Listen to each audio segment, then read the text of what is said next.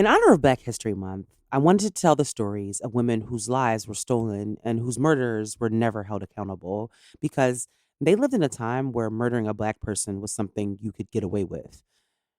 During this month, it is important to not only honor the accomplishments of our ancestors, but their sacrifices too.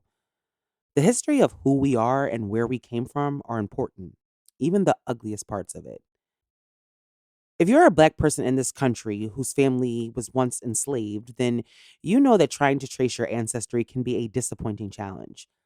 If you can find any information at all, then count yourself lucky. But even the information you can find tends to end somewhere. There's only but so far back we can trace our roots. For Laura, there's no information about her before she married her husband, Austin Nelson. Austin and Laura were married sometime between 1896 and 1898. Now, the only way to be able to track a Black family's movements during this time is through census records. Austin and Laura entered on the 1900 census for the first time as a married couple, and they said on the census that they had been married at that time for 4 years. By this time, the couple had a son too. His name was LD, and he was 3 years old. And they were living in Bosque County, Texas. Austin was now working as a farm laborer, and both Laura and her husband were able to read and write. By 1910, Laura and Austin had moved their family to Creek Township, Oklahoma. Austin is now listed as a farmer, and their son LD is 12 years old. The couple have also had a daughter named Carrie, who was 1 year old at the time. In that year, Laura reports that she had given birth to 3 children. However, only 2 were living, and there's no information about what happened to the third child. Laura was 27 and Austin was 35. But just a little over a year later, the entire Nelson family would be torn apart. On May 1st, 1911, a cow was stolen from the land of a local man named Claude Luttrell. Now, it's not clear how Austin became named as a suspect, but some local law enforcement found out that it was Austin Nelson being accused of stealing the cow. The next day, the deputy sheriff got a group of men together to go over to Austin and Laura's farm to investigate the theft. They had obtained a warrant from the justice of the peace, and so they went over to the Nelson home to search the property. The group included the sheriff, the deputy sheriff, George Looney, Constable Cliff Martin, Claude Luttrell, whose cattle had been allegedly stolen, and a fourth man named Oscar Lane. Now, it's not clear who he was or what connection he had to all of this. But at around 9 p.m., the group arrived at the Nelson farm and showed Austin the warrant that they had to search the property. The reports state that Austin had no objections to the search and allowed the men to enter. Now, warrant or no warrant, I'm pretty sure he really didn't have much of a choice. After a search of the property, there was beef found in either the home or in the garage. And now, what happened next is not exactly clear. The only articles about the incident are one sided. We, of course, never got to hear Laura's side of the story. But according to reports, after the group entered the home, the constable was asked by the deputy sheriff Looney to take the cap off of a muzzle loaded gun that was hanging on the wall. Now, this would make it so that the gun could not be fired. However, when Martin reached for the gun, Laura allegedly said to him that the gun belonged to her. Reports state that Laura's words were, "Look here, boss, that gun belongs to me." Martin told Laura that they were not there to hurt anybody, according to the reports, that they merely wanted to unload the gun. LD, who was reported as being 16 in some articles, was actually 13 or 14 years old, and he was also home at the time. The reporting says that there was another gun that had been hidden behind a trunk. Apparently, Laura went to get that gun, but at the same time, her son LD allegedly grabbed for the gun also, causing a struggle to ensue. The gun then accidentally went off, and a bullet grazed the leg of the constable and hit the sheriff in the hip near his abdomen.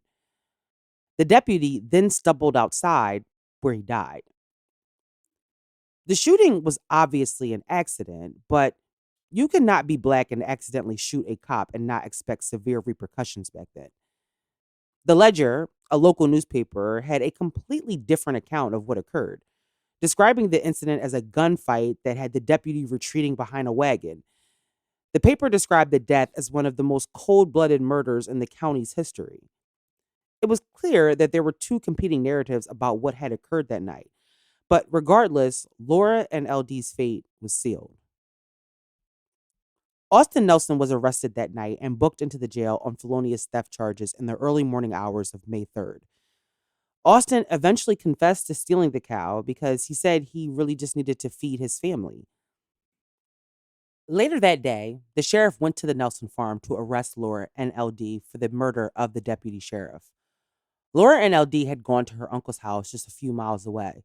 She probably went there for protection because she knew that they would eventually come for her and LD. Laura also had Carrie at this time, who was around 2 years old. With Austin now being gone, she and her children were alone. But within hours of her husband's arrest, Laura and LD were both booked into the county jail, and Carrie was apparently allowed to be with her mother in the cell. On May 12th, Austin Nelson pled guilty to the theft charges, and he was sentenced to 3 years in prison.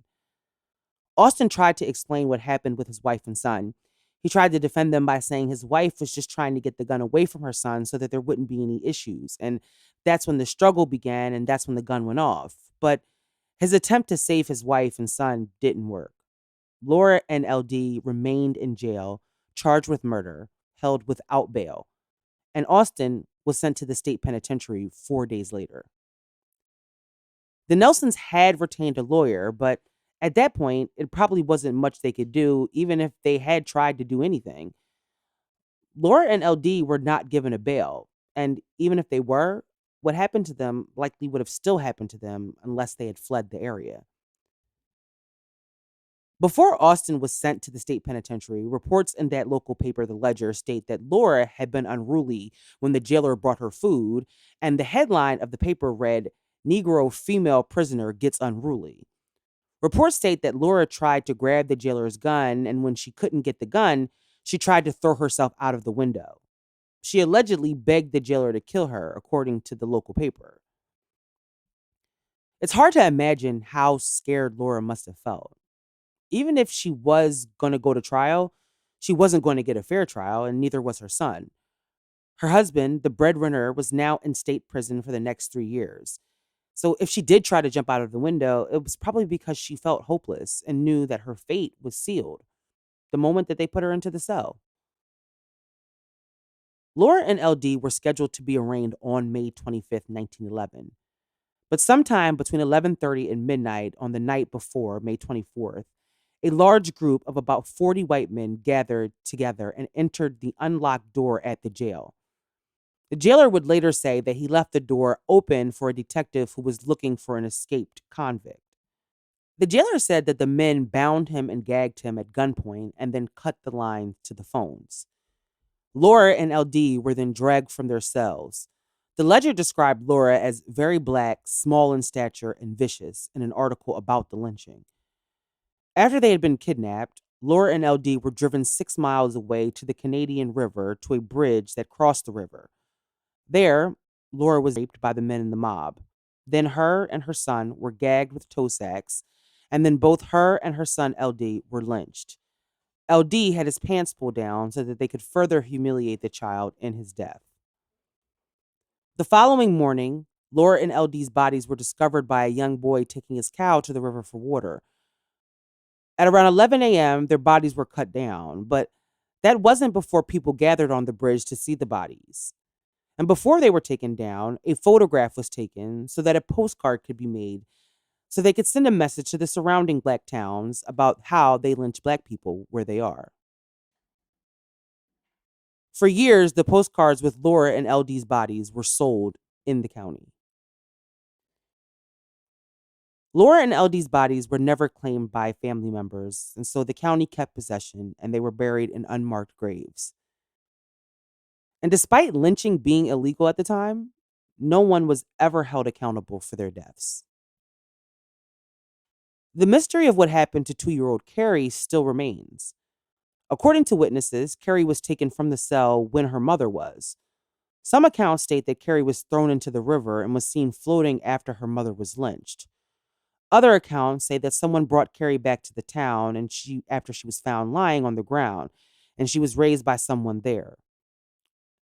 Hopefully it is the latter, but unfortunately, we'll never really know what happened to Carrie. The lynching of Laura Nelson and her son LD is one of thousands of stories of Black people who were lynched during that era in America.